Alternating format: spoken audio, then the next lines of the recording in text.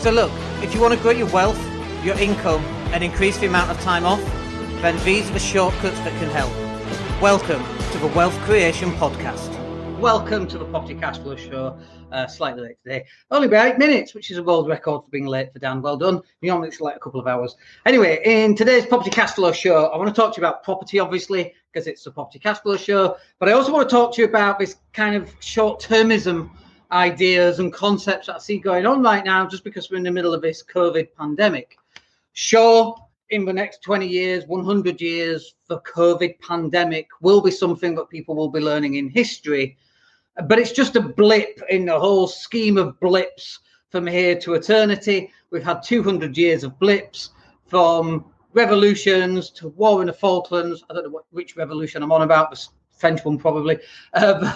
The Falkland War, Brexit, we got the pandemic. And do you know what? This is just normal life.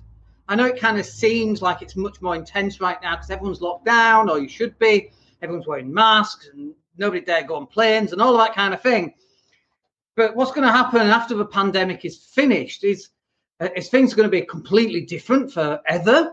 Are people never going to want to rent somewhere? I'm not convinced about that. Let's take retail as an example. People are always going to want a destination experience when it comes to retail. They are always going to need that. Except I think people's spending patterns are going to be different. In the UK, they're on about adding some kind of internet tax, like for Amazon, an extra 10% on all goods sold online to get people out to go into the city centres and so on. But we don't invest in real estate for commercial, and it's not something we've ever done. We might do it at some point in the future. But right now, we invest in residential property. And the pandemic, if anything, has shown us that having a property is really useful. If you're stuck in a room in a HMO, you'll know just how difficult that's been. If you're stuck in a studio apartment in Leeds city centre, you'll know how difficult that's been. And so there's probably going to be some shifts there in the way that tenants are deciding to rent, where they're going to rent, how they change their lives. Certainly the potato famine in Ireland is a generational memory. And by that, I mean the whole poverty thing from that, and the whole potato famine and the consequences of that have led on to generational change and influence.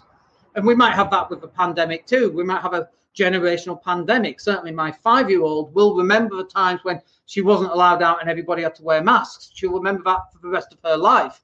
And somewhere in her gene pool, it will be seeded somewhere in there as something that happened, and it will go into long-term memory from a genetic point of view. Obviously, the theory's still out on that. But the point I'm making here is that we've got these blips, and we shouldn't be making these knee-jerk reactions, these very short reactions to what is a blip in the scheme of human history, even just for the last 200 years. It came out in February. It's now July. It's only 5 months. And this is kind of one of my arguments. You can't wear a mask for 5 months. You can't stay at home for 5 months to keep grandma safe. What's wrong with you people? So how is it going to change? Well, I think there's going to be a shift away from city centres into more properties around the outside, and specifically properties with a garden. Somebody was asking me just this morning what sort of portfolio I've got, and it's a good mixture actually. We've got 2-bed terrace houses, we've got city centre studios, 1-beds and 2-beds, and actually we've got 3-bed semis, 4-bed detached, 3-bed detached as well. And actually that's the path that we're going to continue to go down. We're going to start investing more into 3-bed semis. We're going to put a swing set in the back garden for the kids, and our target is going to be young families with kids that are between 2 and 10, actually between 2 and 5, because they're going to go in, they're going to want the swing set, they're going to have a perfect house with 3 bedrooms, maybe 4 bedrooms, and they're going to stay there for 10 years. And then they might move later on, because for long-term tenants is definitely a thing these days. It definitely wasn't 20 years ago, not as much as it is today. So I think we're going to see these shifts. And city centre stuff, I'm probably not going to buy anymore. We'll just go down the route of buying 3-bed semis with a garden, with a view to long-term tenants, low maintenance tenants, low rotation of tenants. But we are still investing in property. We're just slightly changing the type of clientele that we're going to go for. And this is a point I want you to get. We're not having this knee-jerk reaction going, oh my gosh, the world is falling in, let's not buy any property, because I think that would be really foolish. Like, it doesn't matter what happens. If universal basic income comes in, where are you going to live? If aliens land, and hopefully they're not hostile, where are you going to live, and where are they going to live, right? If, District 17, District 13, is it? A crashed spaceship with 5,000 aliens, and they don't know where to live. I'll rent to them, not a problem. Like, people still need to live somewhere, even aliens, right? So it doesn't matter. People still need to live. Retail, just still people need to go to shops, like, kind of, but is that changing? Yes. And this is probably one of the reasons why we never really invested in retail anyway, is because it's not a necessity. Like, as we've discovered for the last 5 months, our Amazon delivery driver, he knows who we are now. Do you know what I mean? We see him that often. I see him more than my parents who live in the UK, for goodness sake. So that's how that's changed, and that's going to continue to change. A lot of things have gone online, but the thing that hasn't changed is that people still have to live somewhere. And right now, I'm happy buying up as many properties as we can so they can live in my houses and my apartments if that's the path that we go down.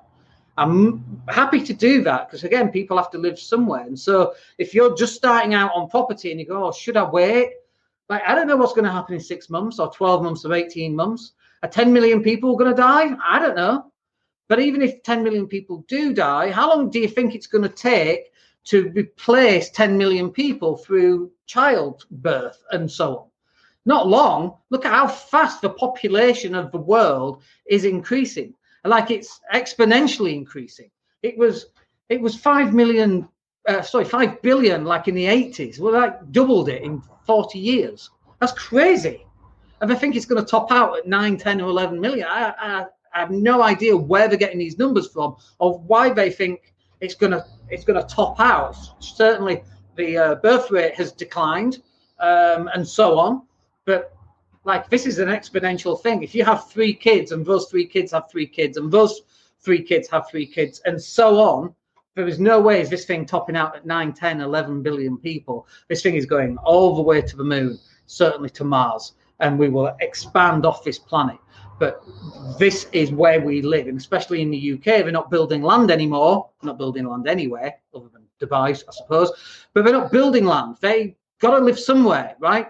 And there's not enough space in the UK. Now, interestingly, when I come in on the aeroplane, not done that since last year, but when I come in on the aeroplane, I look out the window and I see all this wonderful green fields. There's lots of places to build. Obviously, it's protected. It's green belt land. But at some point, that's going to have to change. Cities are expanding. And the one thing that people are going to have to do is they're going to have a place to live. It can't. Not everyone's going to live in a little tube with a TV and a bed. You know, those tubes that you get in Japan, the tiny little places where you stay overnight in airports, like a little tube, like a toilet roll, but human size, and you go sleep in it. Like, are people going to live in those? Probably not. Certainly spaces are getting smaller. Land is getting tighter. Do you remember back in the 70s and 80s and 90s when we were building plots and they had gardens? Now, how big's your garden? It's like a 10 foot by 10 foot, and that's big, you know. But those days of these big gardens have gone. So let's see. We've got a comment. Let's have a look. Andy Arter is asking, would the aliens be illegal aliens? I don't know.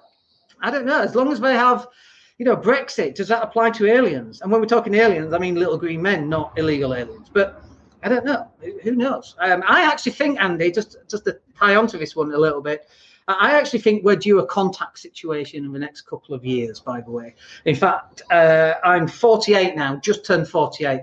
I would say within the next 2 years, we'll have a contact situation, and you and I will know the answer to that question as to whether they will be illegal or not. Just from continuing that theme, we don't respond to foreigners very well. What do you think we're going to do from people off-world? Like, that's not going to be. It's not going to be a good look, is it? It's not. It's not going to be a good representative of who we are. We can talk about that in a different podcast. We might go off tangent on a couple of weird podcasts. That could be quite interesting. So, property, buy it, buy the damn thing. You might want to change what you're doing. But again, if people are moving out of the city centres and into houses with gardens, that might bring some of the prices down. Prices are not dropping in the city centre. London might have dropped. London's dropping because we've got COVID. Rents have dropped in London because no one's viewing. I've put adverts out and we've got a room in a shared house, £300 a month, nothing. And the quality of tenants that we do get through is very, very low. We got another property in Doncaster that's just coming empty. A tenant needs to move out. We got it out at 550. We've had like 20 emails on that. Like, our price is going down. If they are, which I doubt in the whole scheme of things, but if they are, it's a blip and it's because of COVID-19. No one's doing viewings. Nobody wants to go out and meet other people. Nobody wants to move because nobody knows what's going on. Everybody's feeling insecure because no one knows what's going on with their job. And yet people are making these long-term decisions. I see them on Twitter. Rents are down in London, about time. I'm like, you're an idiot. Rents are going to go up after this. When the vaccine comes out, whenever that might be, bear in mind it took 20 or 30 years to get a HIV vaccine, and that wasn't a cure either. It's only now does it appear to have been cured. But that was like 40 years ago. That was the 80s, right? We only had some kind of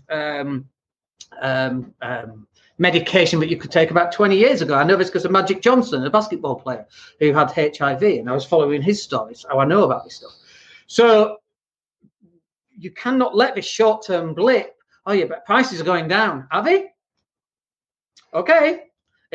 Put your money where your mouth is. You're going to lose. I don't think prices are going down. I can't see why prices would go down. And I'll tell you, there is one thing that runs through the thread of all of this, whether prices are going down or not. There's one thing, and it's the same for rent, and it's the same for Mars bars, and it's the same for coffee, and it's the same for Netflix going up in price. And this one thing is what we call, you ready for it? Inflation. Inflation pushes everything up. It doesn't matter. You could get rid of 2 million people who are illegal, according to some folk. You could get rid of 2 million people. It doesn't matter. Those rents are going up. They might dip temporarily, but for the next 10 years, they'll be going back up. Like, we just had this Brexit thing, and everyone's, Tommy Robinson's all very happy because, I got rid of all the foreigners, and now he's going to live in Spain, I noticed, quite funnily, yesterday. It's just bizarre. But so we got Brexit, stop people coming in, and then what happens? Hong Kong happens, and the door is opened for the people living in Hong Kong to come here. There's 3 million people in Hong Kong. It's just 10% of those people. Is it 3 million? That's an extra 300,000 people. It's just crazy, right? Rents are going up. Property prices are going up. You might have short-term blips, but over the long term, it goes like this, okay? But it's going up and up and up over the long term. Don't let these short-term blips make a decision on your financial future, because I see it all the time. That will do us for today. Thank you for joining us. If you've got any questions, stick them in down below, and I might discuss them next week, or I can reply on Facebook or YouTube. Other than that, we're live again on Friday. Come and join us. We are having our studio downstairs. We're having a little recording studio made up. It's been painted next week.